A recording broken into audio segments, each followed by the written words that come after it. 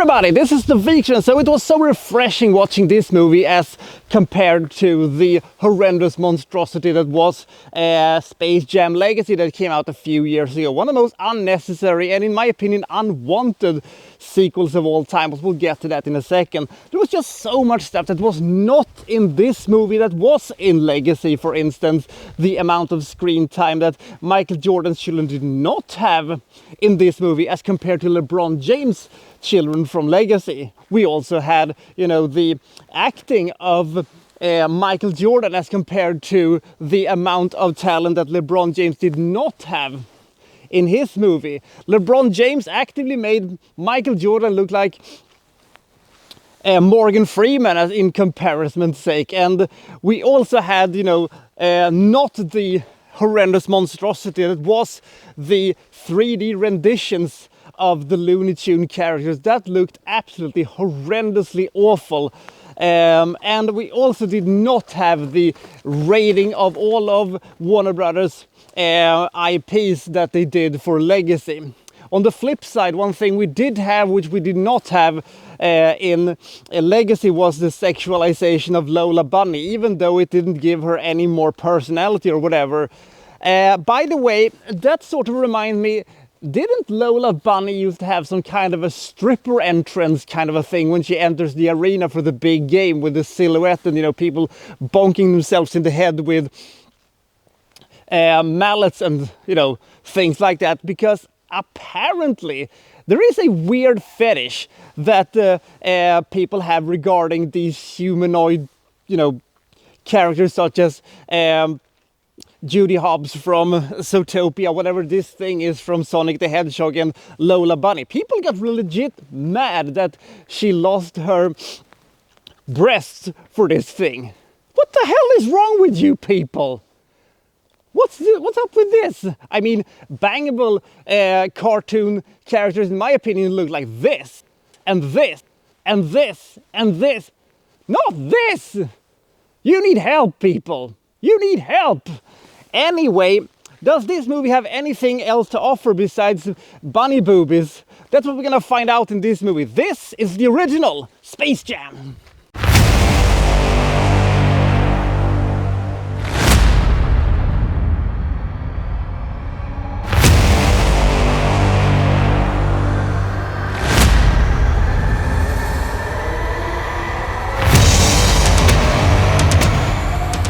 We have an intergalactical amusement park that is failing because people just are sick of the lack of cool rides and stuff like that. So they come up with a little diabolical scheme. They need something new, something fresh, something loony.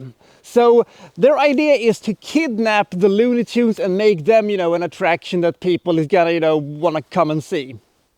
Quick question. Your main problem is that people are, sick of that your rides are not adrenaline filled enough. They're not being entertained by it. You think they're going to be entertained by the Looney Tunes? Well, apparently you think so, because otherwise this movie doesn't work, but doesn't matter. It is one of the least of these movies' problems. But anyway, I just want to point that out. So the aliens come to the Looney Tunes world and they say that, we're going to kidnap you, but Bugs suggests that they will, play for it. How about a game of basketball? But the aliens, they fight dirty because they steal the talent of a bunch of very known basketball players at the time. I have no idea who these people are. I'm sure they're very, very famous, but I have no idea who they are and what their names are.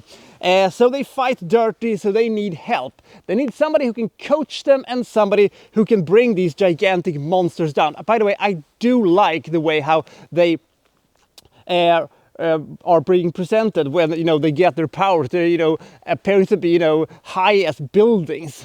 So they are going to try to get Michael Jordan. The problem is that Michael Jordan isn't actually playing basketball anymore. He has gone over to baseball. But they're stealing him away anyway from the golf course. And after some persuasion, he agrees to, teach them how to play basketball, and hopefully they will win. So we have, the match to end all matches between the Looney Tunes and the Monstars. And that's essentially our movie. Classical underdog story. Babyface is trying to get over, and heels are going to cheat to win whatever, you know, the cause is. So that's essentially our movie. Let's talk a little bit about the legacy of how this movie actually came about, because apparently there was these commercials that was very, very liked, you know, when Bugs Bunny were interacting with Michael Jordan, and then some bright son of a bitch at Warner Brothers thought to themselves, hey, if we make a movie based on this commercial, we can sell, you know, more merchandise and we can sell more commercials on top of that. How lazy can you be? Oh, well, anyway. So the main problem with this movie, in my opinion, is that the Looney Tunes aren't very funny. Now, the idea of them, you know, going up against the Monstars could on paper be quite kind of funny, because I love the Looney Tunes. I love them more than Disney, and certainly more than the Hanna-Barbera characters. I think that, you know, they have so much personality and there is so much creativity you can do with them, and the amount of, you know, cartoon violence and the creative insanity that they can do is limitless. But they aren't very funny, and they don't do a lot of, you know, cool, interesting, or creative physical comedy with them. Their interactions with the human characters, Wayne Knight and Bill Murray will show up a little bit later, who are probably the most interesting of the human characters. It's not exactly Who Framed Roger Rabbit good when it comes to the interactions, but it is quite okay. And at least, as I say, they are still 2D animated in this movie, thank God. So this movie is never boring, but it is never good.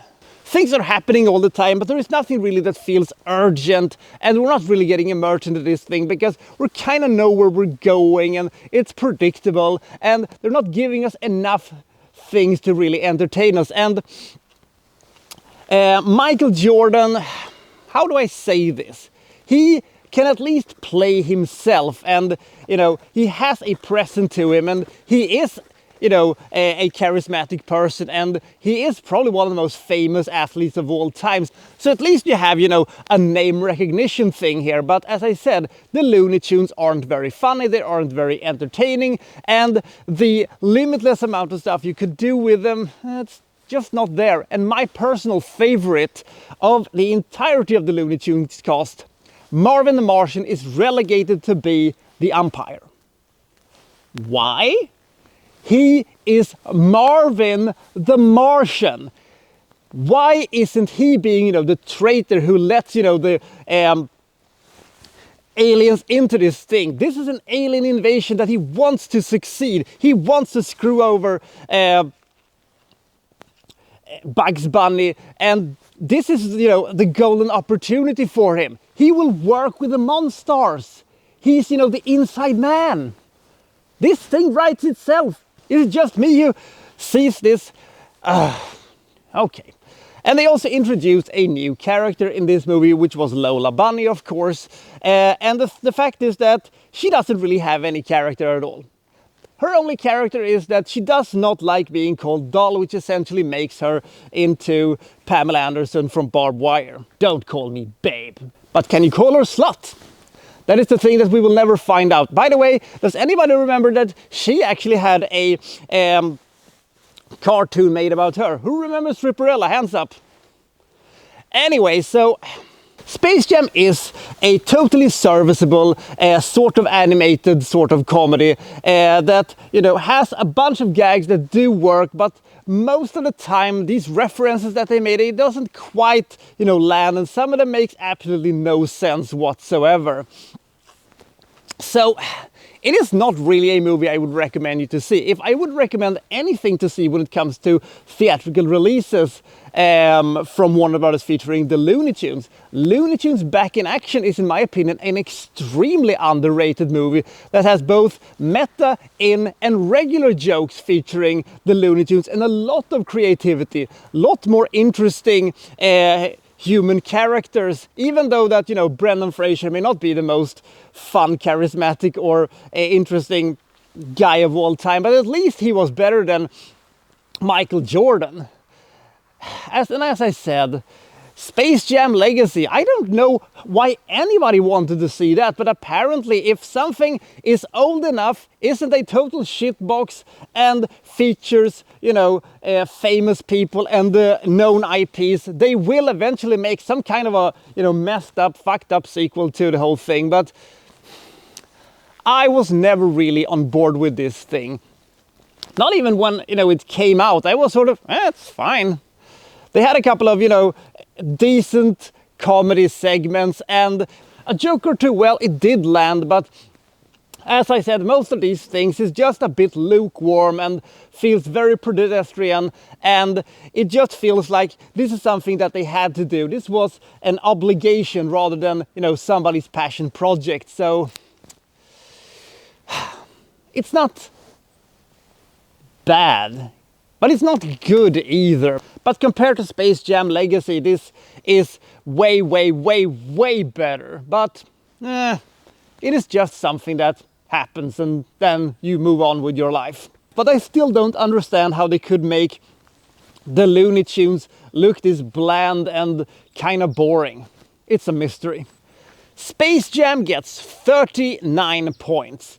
There are occasions in this movie that really works, but the story doesn't really make that much sense. Even though it is a Looney Tunes movie, it doesn't have to make sense, but they're trying to make something that doesn't make sense, and well, then it doesn't make sense anymore. It is not a bad movie, but this isn't nearly as wacky or as creative or as clever as they think it is. It is just a little bit, I don't know, maybe I'm wrong about this, but I've never been a huge fan of this movie. I love the Looney Tunes, but I don't love this movie.